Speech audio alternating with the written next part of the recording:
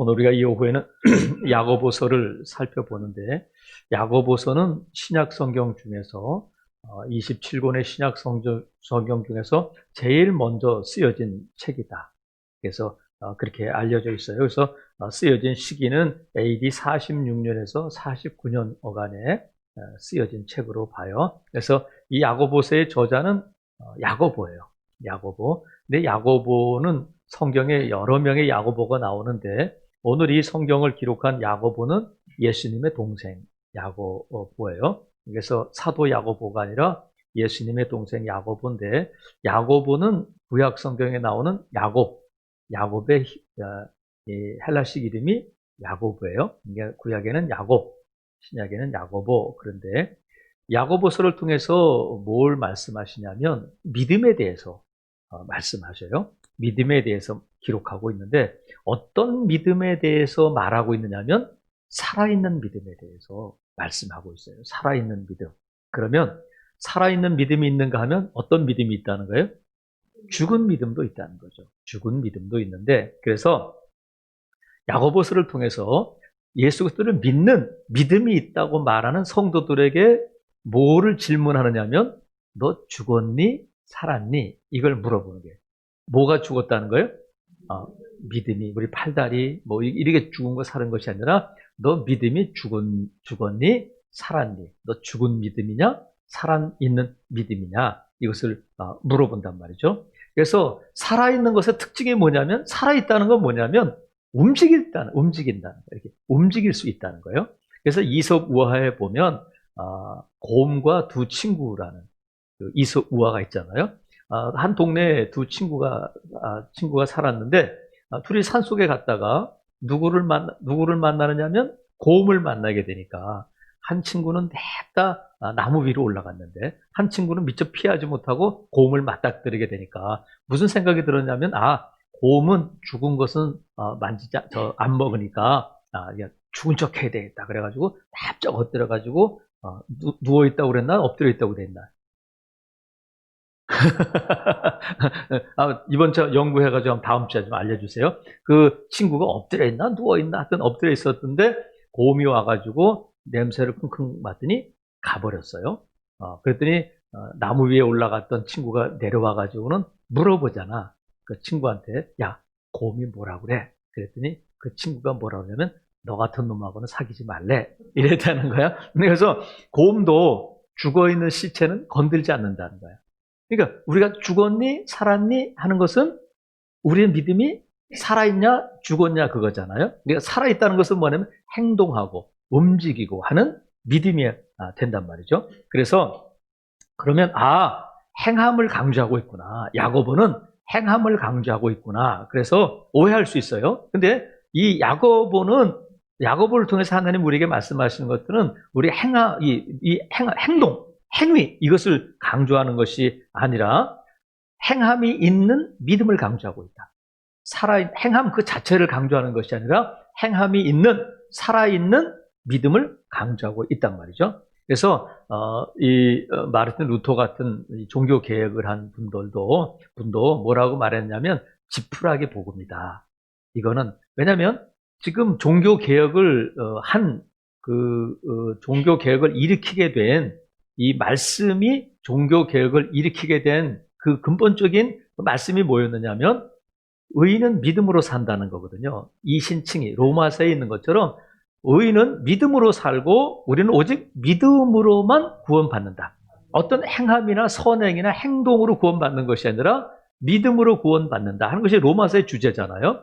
그래서 그 로마서에 있는 1장 17절의 말씀을 통해서 은혜 받고 또 거듭나는 경험을 한 루터를 통해서 종교 개혁이 일어나게 되는데, 그래서 행함을 강조하는 야고보서를 지푸라기 복음이다, 그렇게 부르기도 했어요. 근데 나중에 이제 사과하고 다시 바꿨습니다만, 왜냐하면 이 야고보서는 사도 바울은 믿음으로 구원받는다 하는 것을 강조했는데, 야고보는 행함을 강조하고 있는 것이 아니라 행함이 있는 믿음을 강조하고 있다. 그래서 이 로마서와 야고보서가 서로 이렇게 반대되는, 이렇게 또 부닥치는 그런 책이 아니라는 거예요. 그래서 어떤 차이가 있느냐면, 로마서는 우리가 하나님 앞에서 드러나는 의야.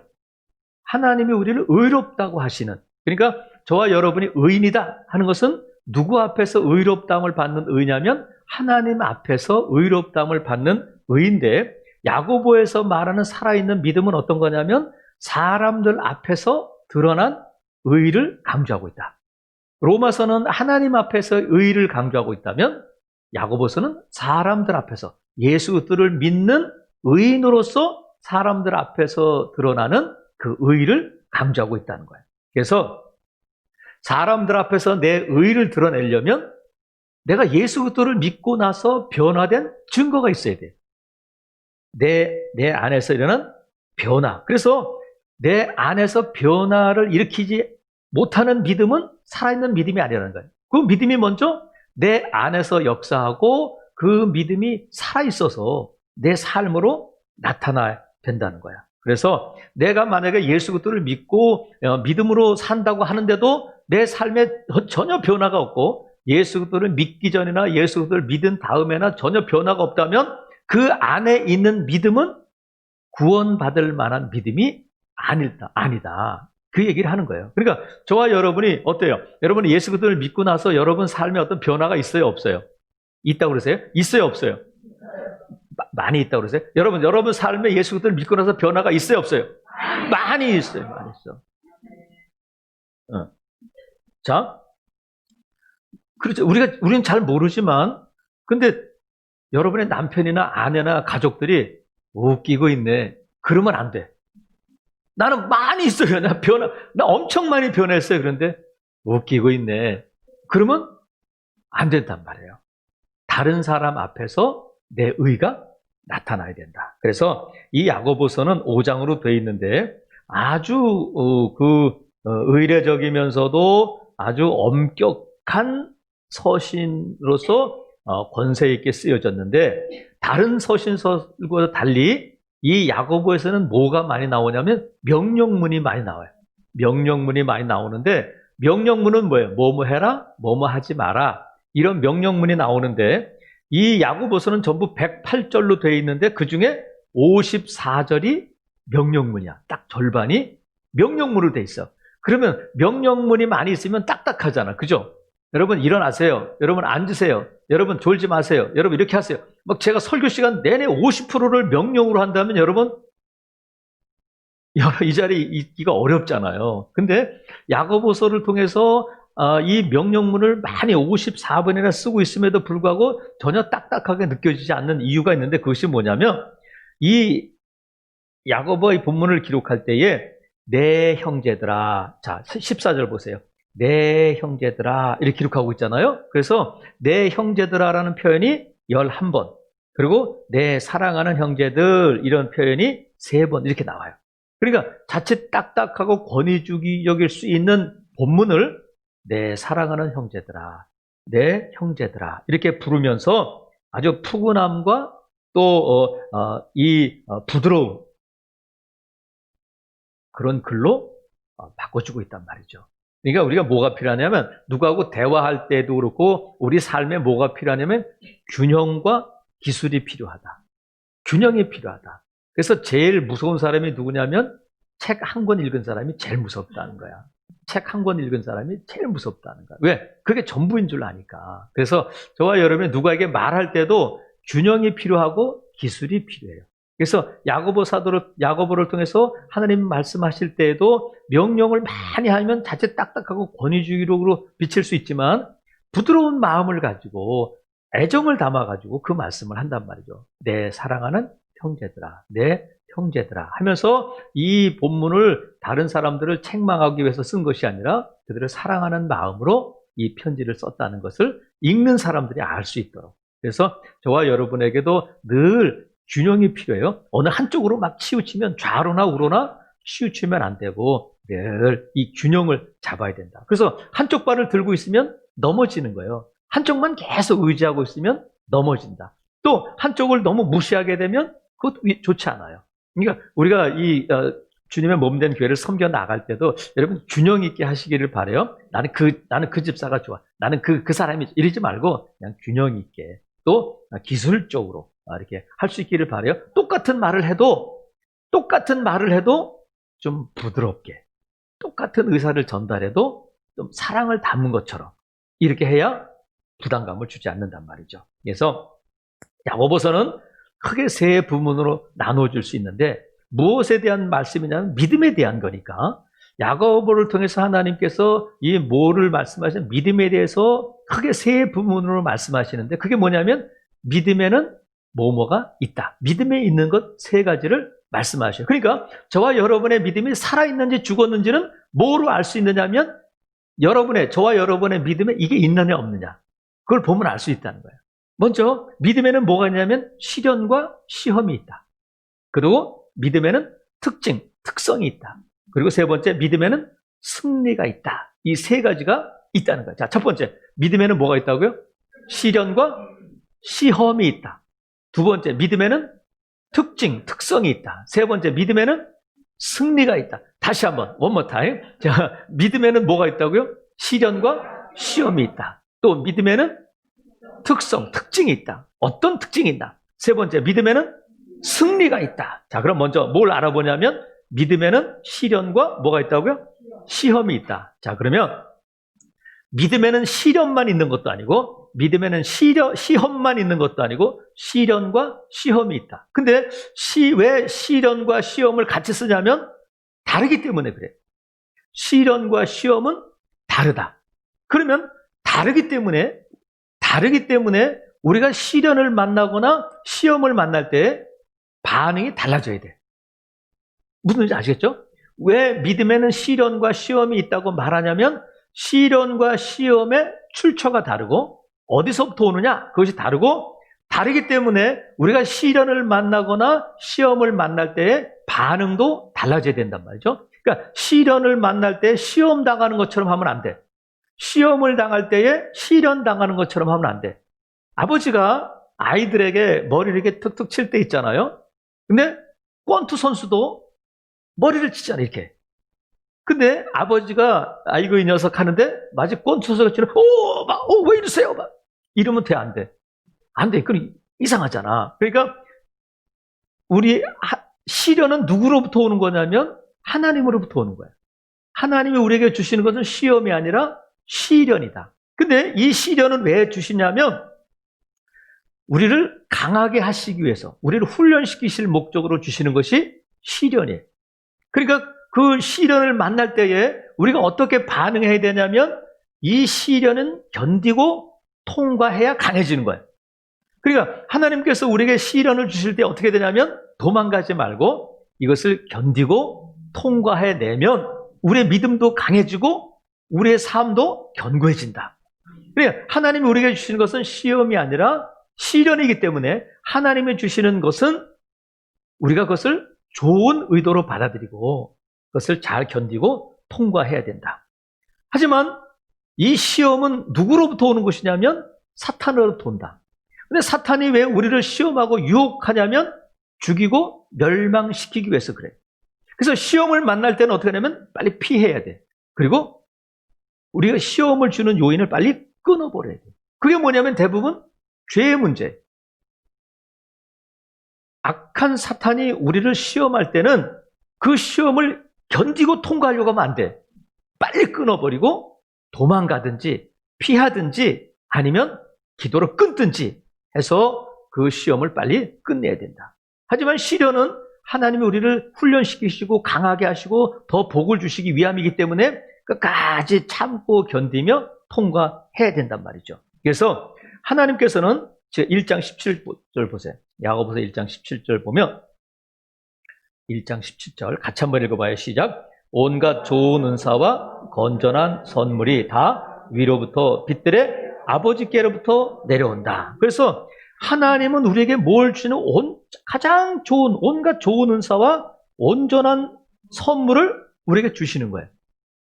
시련을 통해서도 주시고 하기 때문에 우리가 그 시련을 당할 때에 감사하면서 또 인내하면서 통과해야 된다. 하나님께서 우리를 시험 주시지 않아요.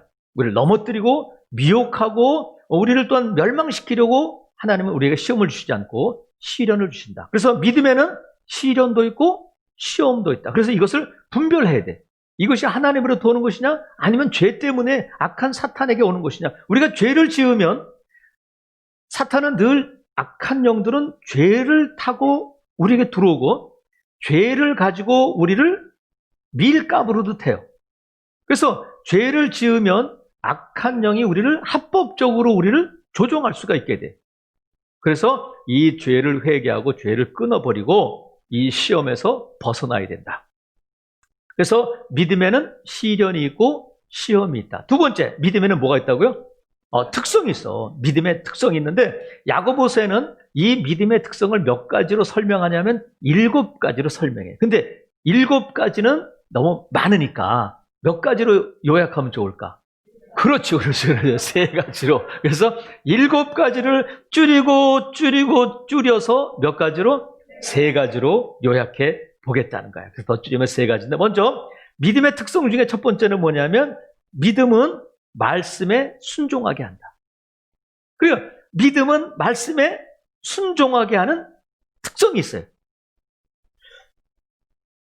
순종은 행함이야 아니야? 행함이지.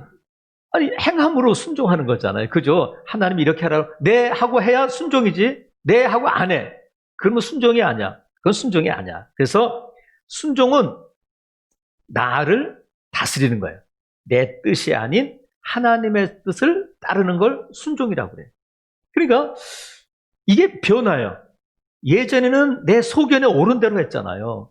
아이들도 보세요. 아이들도 어린 아이들도 뭐라고 그러면 내 엄마 그런 애들이 별로 없어. 이러지. 왜 그래? 다 자기 생각이 있다는 거야. 자기 뜻대로 하겠다는 거야. 이거 일로 줘봐. 그러면 안 돼. 자기 뜻대로 하겠다는 거야. 우리가 예수 그리스도를 믿기 전에 그 모습이었어요. 내 뜻대로, 내 생각대로, 내 소견에 옳은 대로 살고 살려고 했었는데 예수님을 믿고 나니까 어떻게 되냐면 예전에는 막 그렇게 반응하다가 예수를 믿고 나니까 말씀해 보니까 그게 아니거든. 그러면 어떻게 되냐면 내 뜻, 내 생각을 내려놓고 하나님이 말씀하시는 것에 대해서 내 하나님 순종이잖아요. 이게 변화야. 그리고 이게 믿음이 우리에게 주는 특징 중에 하나가 사람을 변화시킨다는 거야. 믿음이 있으면. 근데 예수님을 오래 믿었는데도 변화가 없으면 그 믿음은 살아있는 믿음이 아니고 정말 구원 얻는 믿음인지를 점검해 봐야 돼. 믿음이 있다고 하는데 여러분 아까 말씀드린 것처럼 책을 한 권 읽은 사람이 위험해. 교만해져요. 근데 책을 많이 읽은 사람은 이것도 보고 이쪽 면도 보고 이것도 알고 저것도 알기 때문에 균형이 있어요. 우리 믿음은 좋다고 하는데 아예 믿음이 없는 사람은 얘기하면 듣는데 어정쩡한 믿음이 있는 사람들은 정말 피곤해. 그래서 여러분 믿음이 온전해질 수 있기를 바랍니다. 그래서 우리의 믿음이 어정쩡한 믿음은 있다고 하는데 변화가 없으면 점검해 봐야 된다. 그래서 믿음은 뭐로 나타나냐면 순종으로 나타나고 변화로 나타나는데 이 순종이 행위라고 그랬잖아요. 움직임이잖아요. 그죠? 말로만 하는 것이 아니라 용서해라. 네, 하나님. 내가 예수님을 알기 전에는 용서라는 것을 상상도 못했는데 예수님 믿고 나니까 예수님께서 7번씩 70번에도 용서해야 돼. 내가 너를 용서해줬어. 그 말씀을 듣고 나니까 네, 하나님 하면서 내가 할 수 없었던 일들을 용서한다. 용서는 행위잖아. 그래서 하나님이 이 말씀하실 때에 하나님 우리에게 명령하시고 할 때는 2가지잖아요. 이거는 해라. 이건 하지 말라. 그러니까 하나님 우리에게 주시는 명령은 하지 말아야 될 것을 하지 않고 해야 될 것을 하는 것이 순종이에요. 그러니까 하지 말라는 것은 하지 말고 하라는 것을 하는 것이 순종인데 하지 말라는 것을 안 하는 것만으로는 순종이 될 수 없어요.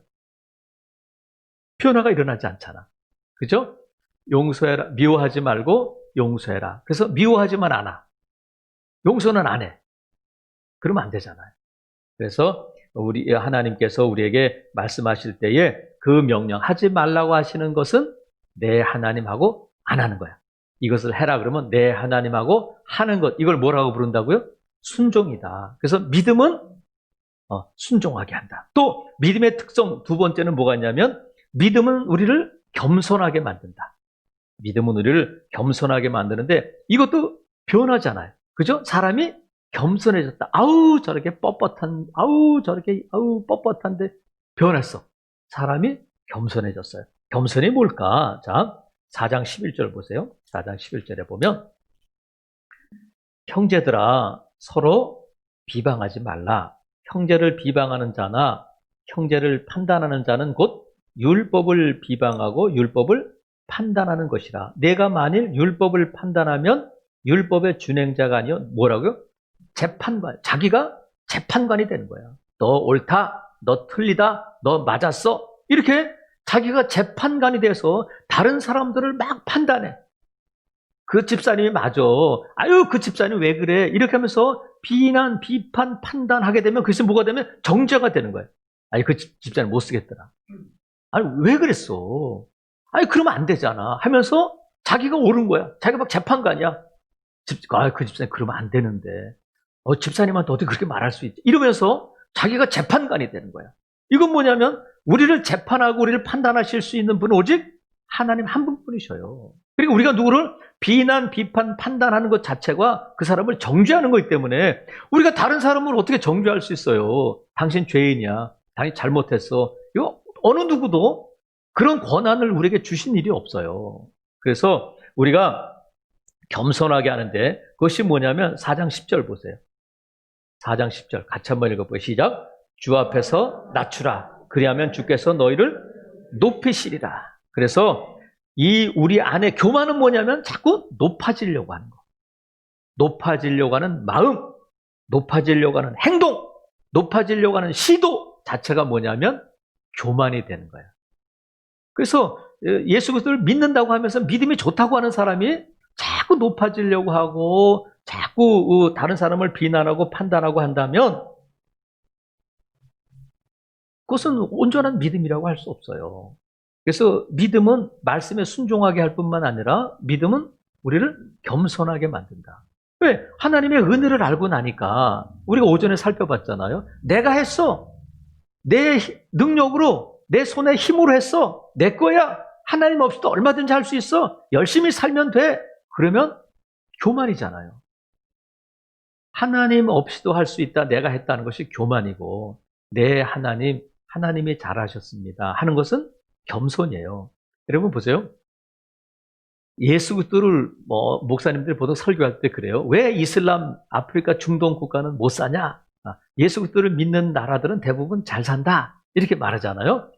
그것도 사실인 것 같아요. 근데 꼭 어디에서 걸리냐면 일본에서 걸리는 거야. 일본에서. 일본의 기독교 인구는 1%가 채 안 된다고 그래요. 1억 2천만 명의 인구 중에 1%가 채 안 되는데 그러면 일본은 왜 잘 살아요? 일본은 우리나라의 GDP의 3배, 3배. 국가적으로 보면 우리나라 GDP의 3배인데 예수 그리스도를 믿는 나라는 다 잘 삽니다. 예수 그리스도를 안 믿는 나라는 잘 못 삽니다. 이렇게 말하고 싶은데 늘 걸림돌이 어디냐면 일본이야, 일본. 일본이 참 못 살면 딱 그 말이 맞는데 일본은 예수 그리스도를 안 믿고 우상을 섬기는데도 세계 제2위, 제3위의 경제 대국이란 말이에요. 선교사님들이 일본 선교사님들에게 늘 우리나라에 오면 물어보는 게 그거야. 아니 쟤들은 우상을 섬기는데 왜 저렇게 잘 살죠? 근데 어느 선교사님이 그러시더라고. 일본 사람들은요 근면하고 성실해요. 근면하고 성실해요. 그러면 하나님이 사람을 창조하시고 이 인간 세계에 주신 일반 법칙이 있어. 예수 그리스도를 믿든지 안 믿든지 적용되는 법칙이 있는데 그 중에 하나가 뭐냐면 심은 대로 거둔다는 거예요. 여러분 콩 심으면 뭐가 나? 콩이 나야 돼. 그럼 예수 믿는 사람은 콩 심으니까 팥이 나고 예수 안 믿는 사람은 콩 심으는데 그러지 않잖아요. 누구든지 콩 심으면 콩이 나게 돼 있어. 그래서 하나님이 우리에게 주신 자연의 법칙이에요. 그러니까 콩 심은데 콩 나니까 열심을 다해서 최선을 다해서 땀 흘리며 일하면 잘 살 수 있어요. 늘 배짱이처럼 노래나 부르고 놀러나 다니고 그러면 잘 못 사는 거예요. 그래야 되잖아요. 근데 일본 사람들은 아프리카나 동남아 사람들에 비해서 성실하고 근면하고 열심히 일하는, 국민성도 좋잖아요. 그런데 그들이 하는 말은 누가 도와줘서가 아니라 내가 했고, 내가 잘했고, 내가 열심히 일하면 잘 살 수 있는 사회야. 이렇게 말한다면 그 경제적인 그 대국이 복인가? 성경은 뭐라고 말씀을 잠언해 보면 의인의 형통함을 부러워하지 마라. 의인의 형통함을 부러워하지 마라. 왜냐하면 의인의 형통함은 죄다. 이렇게 말씀하죠. 아니. 처음부터 다시. 이 편집이 필요해요. 악인의 형통함을 부러워하지 마라. 왜냐하면 악인의 형통함은 죄다. 잠언은 그렇게 말씀하셨어. 그러니까 일본이 예수도 없는 가운데 부자 나라가 되고 경제 대국이 되는 것은 우리가 부러워할 일이 아니고 그들은 죄를 짓고 있다는 거예요.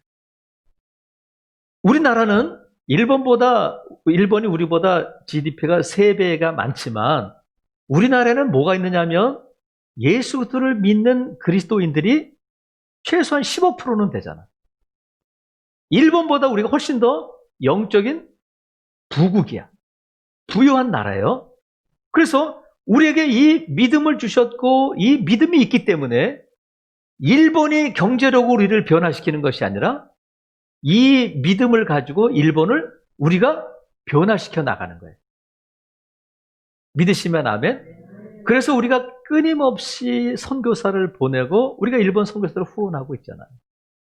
그래서 저와 여러분이 이 믿음이 있다고 할 때 일본 사람들은 겸손한 것 같지만 속으로 들여다보면 내가 했다는 거잖아요. 내가 열심히 땀 흘려가지고 일해서 이만큼 벌었고 그 나라가 전쟁의 폐허 속에서 막 열심히 국민이 하나가 되고 힘써서 일궈낸 결과다 하면 성경은 그걸 뭐라고 말씀하냐면 한마디로 교만이다. 하지만 우리가 좀 더 어렵고 힘든 나라들을 보냈지만 우리는 이 모든 것들을 누구의 은혜라고 고백하냐면 하나님께서 주셨습니다. 이게 뭐냐면 겸손이란 말이죠. 무엇이 사람을 겸손하게 만드냐면 경제력이 사람을 겸손하게 만드는 것이 아니라 오직 믿음만이, 은혜만이 사람을 겸손하게 만든다. 그래서 믿음의 특성 중에 하나가 뭐냐면 겸손하게 만든다. 겸손은 뭐냐면 아까 4장 10절에 읽은 것처럼 주 앞에서 낮추라. 주님 앞에서 자꾸 낮아지는 거예요. 네, 주님이 하셨어요. 저 잘 몰라요. 주님이 해주세요. 주님이 인도해 주세요. 주님이 도와주세요. 이런 것이 겸손이잖아요. 주님 잠깐만 계셔보세요. 내가 이렇게 해봐도 됐거든요. 잠깐만 제가 해볼게요. 괜찮아요. 제가 할 수 있어요. 지금까지 잘 해왔어요. 이거는 하나님은 자기를 높이는 거잖아요. 그건 교만이 된단 말이에요. 그건 온전한 믿음일 수 없다. 자, 믿음에는 특성이 있는데 첫 번째, 믿음은 말씀에 순종하게 한다. 믿음은 사람을 겸손하게 만든다. 그 다음에 세 번째, 믿음은 혀를 제어한다는 거야. 뭐를 제어한다고요? 자, 근데 그냥 혀라고 하지 말고 이런 마스크 썼으니까 제가 안 볼 테니까 혀를 내밀면서 이게 했으면 좋겠어. 저는 방송에 나오니까 그거는 못하잖아. 자, 믿음은 뭐를 제어한다고요? 혀를 제어한다. 여러분 감사해요. 정말 혀를 내미신 분들이 있어. 제가 소리를 들어보니까 그분들은 하나님 은혜 주실 줄로 믿어요. 저는 여러 성도님들이 제가 뭐라고 말씀하시면 되든 안 되든 그냥 따라하고 순종하려고 하는 것이 너무 감사해요. 우리가 지난주에 대공원 갔잖아요. 대공원 갔는데 바람이 불었어. 바람이 안 불면 얼마나 좋았겠지만 바람이 불어도 좋았다. 바람 불어 좋은 날이었다. 바람 불어 좋은 날인데 연세 드신 분들이 담임 목사 그냥 한번 갑시다 하니까 그냥 그걸 또 이렇게 오셔가지고 차에 계시면서까지도 이렇게 오시는 것 자체가 감사해요.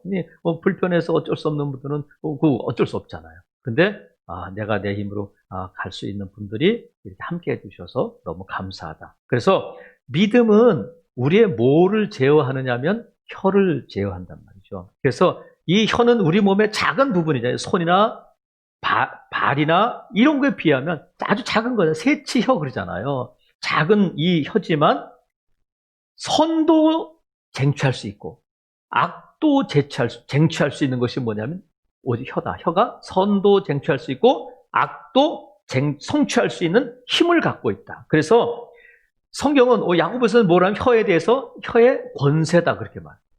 혀의 권세. 자, 여러분 눈의 권세가 있어요, 없어요? 눈의 권세라고 그러지 않아. 또 우리가 귀의 권세. 귀의 권세가 있어요, 없어요? 없어요. 근데 오직 권세를 갖고 있는 우리 몸의 지체가 뭐냐면 혀가 있다, 혀. 살릴 수 있고 죽일 수 있고 악을 성취할 수도 있고 선을 성취할 수도 있다. 그래서 이 혀의 권세를 제어하는 것이 뭐냐면 믿음이에요. 그러니까 예수님 믿기 전에 내가 막 말했어. 그리고 아무 거리낌도 없었어. 나는 원래 그래. 나 뒤끝이 없어. 내가 그렇게 말했지만 너 감정이 있어서 그런 게 아니야. 그래서 막 자기 할 말 다 했어. 근데 나는 뒤끝이 없지만 상대방은 뒤끝이 있어요, 없어요? 아주 오래 가는 거지. 상처가 되고 가시가 되어 박히고 그 가시를 평생 못 뽑아내가지고 끙끙거리다가 세상 떠난 사람도 얼마나 많아요. 근데 자기는 뒤끝이 없다는, 깨끗하다는 거야. 난 다 잊어먹어. 근데 상대방이 안 잊어먹어. 근데 예수 그리스도를 믿기 전에는 내가 하고 싶은 말 다 하고 바른 말 탁탁 하고 그냥 막 지적하고 그랬는데 예수 그리스도를 믿고 나서는 이 혀가 달라지는 거야. 스톱. 하고 싶은 말도 스톱. 막 지적하고 정말 잘못하는 것이 막 보이는데 참는 거. 이 혀의 권세를 다스리는 것이 믿음이에요. 그래서 특별히 언제 이 혀의 권세를 다스려야 하냐면 시련당할 때. 자, 믿음에는 뭐가 있다고요? 시련과 시험이 있는데 하나님이 우리에게 주시는 시련을 당할 때에 막 말을 쏟아내면 안 돼. 말이 씨가 되잖아요. 하나님은 우리의 원망도 들으셔요. 원망에 응답하셔요. 그러니까 우리가 특별히 어려운 때를 지날 때, 힘든 순간을 맞을 때에 혀를 잘 놀려야 돼. 그래서 막 생각나는 대로 아이씨 왜 이래 정말 이거 정말 내가 왜 이러는 거야? 딱 그러지 말란 말이에요. 그래서 자 1장 19절. 그래서 야고보서를 통해서 한 줄로 야고보서를 요약하라 하면 1장 19절이 되는 거야. 자, 나에게 주시는 말씀이다 생각하고 한번 한 목소리로 합독합니다. 시작. 내 사랑하는 형제들아 너희가 알지니 사람마다 듣기는 속히 하고 말하기는 더디하며 성내기도 더디하라. 아멘. 그래서 듣기는 빨리 듣지만 말하는 거, 화내는 거 이것은 좀 더디하라는 거야. 그래서 우리가 그 삼초의 법칙인가 뭐 그런 법칙이 또 있어요.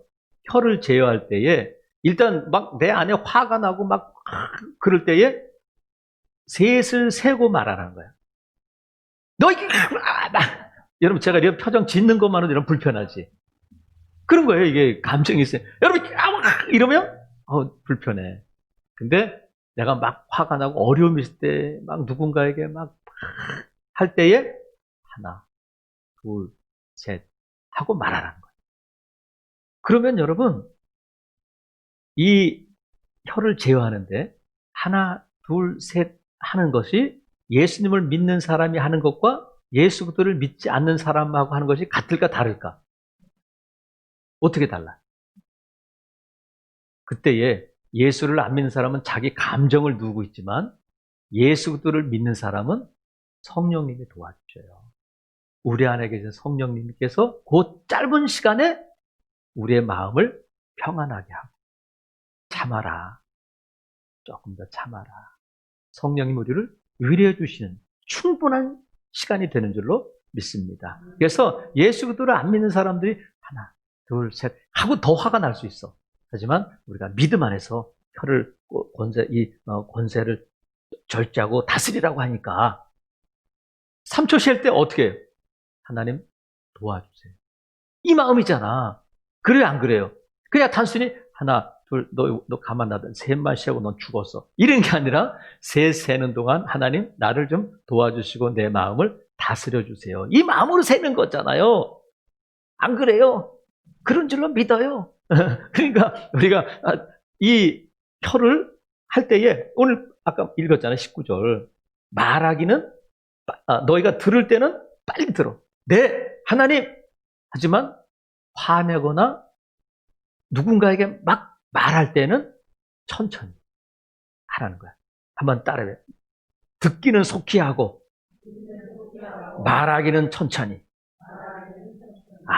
자, 그럼 우리가 뇌를 좀 써서 이 오후에 좀 졸리는 시간이지만 제가 한 사람 한 사람에게 물어보겠습니다.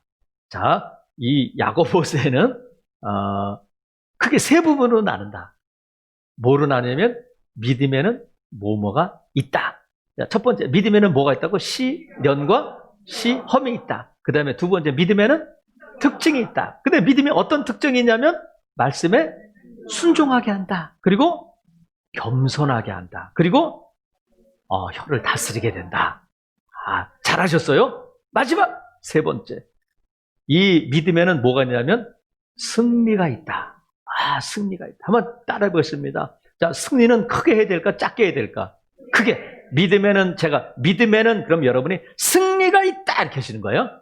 자, 미국까지 다 들리게. 자, 믿음에는 승리가 있다. 승리가 있다. 믿음에는 승리가 있다. 그러면 예수 믿는 사람들에게는 시련이 있어요, 없어요?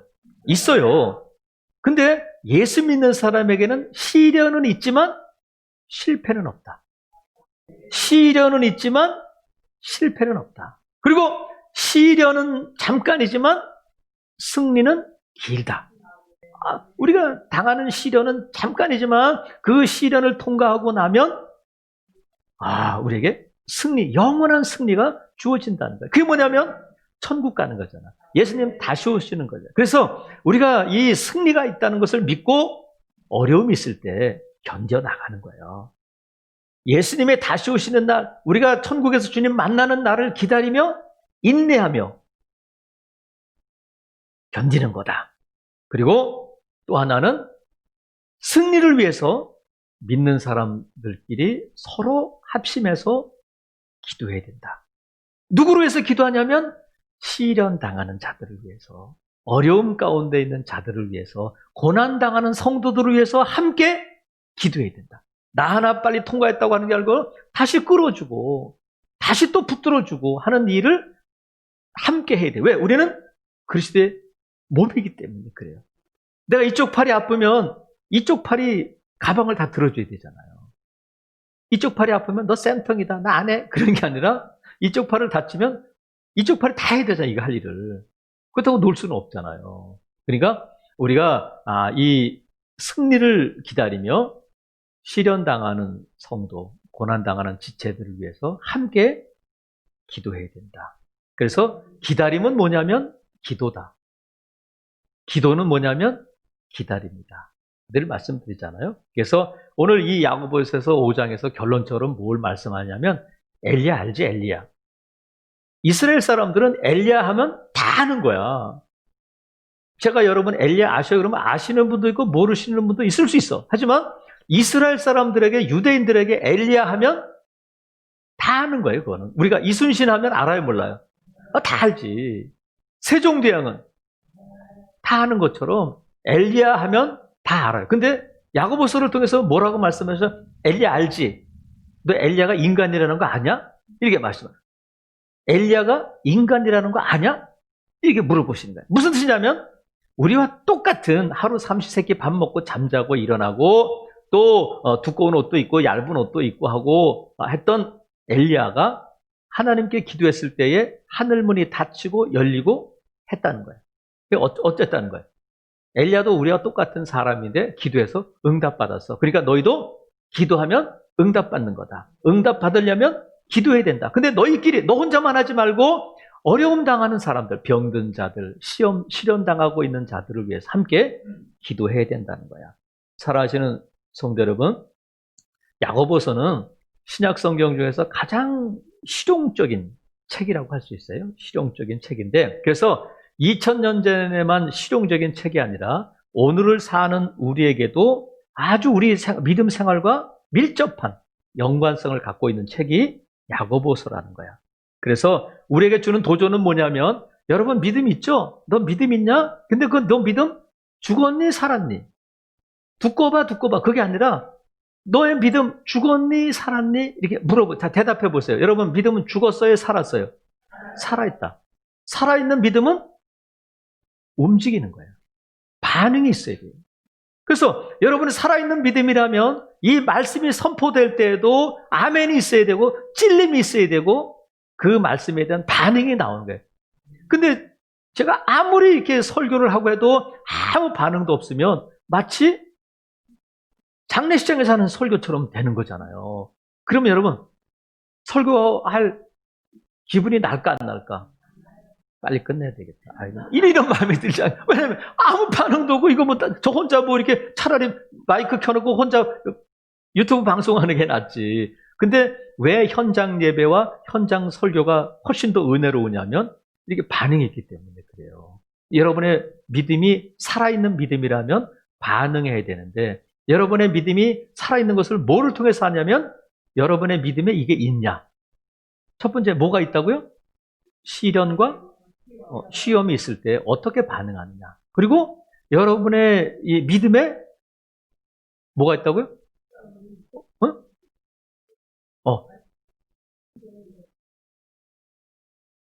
말씀에 이 우리 믿음에 나타나는 제가 특정 중 세 가지를 먼저 생각해보니 자꾸 이렇게 헷갈렸어요. 저와 여러분의 믿음 안에 이런 특징이 있는가. 말씀에 순종하고 겸손함이 있고 말이 달라졌는가. 아직 안 달라졌으니까 아이고 나는 지옥 가겠다. 그러지 마시고 점점 더 변화되도록 기도하면서 우리가 애써야 돼요. 자 보세요. 제가 자주 말씀드립니다만 아파트에 이렇게 들어갈 때 빌라 같은 데 이렇게 들어갈 때에 여러분 집에도 있잖아요. 우리 이 2층에도 입구에도 있잖아요. 센서등이 있잖아. 센서등이 있는데 평소에는 꺼져 있잖아요. 근데 사람이 지나가면 불이 켜지잖아요. 우리 현관풍도 그렇고 아파트 입구도 그렇잖아요. 그러니까 여러분 지금 거의 그런 거 처음 보는 사람처럼 그러지 마시고 그러니까 불은 가만히 있는데 사람의 움직임이 있으면 불이 들어오는 거잖아요. 그러니까 불이 들어올 때까지 기다리면 들어올까 안 들어올까? 생전 안 들어와요. 그러니까 우리 믿음이 아이고 나는 변화가 없고 나는 지금 잘 안 되니까 하나님이 나를 변화시켜 줄 때까지 기다려야 돼. 그러면 생전 변할까 안 변할까? 안 변해요. 시련을 통해서 내 입술을 점점 더 절제해보고 하나 둘 셋 참아보고 하나님의 말씀이 이루어지도록 기도하고 하면서 변화시켜 나가야 돼요.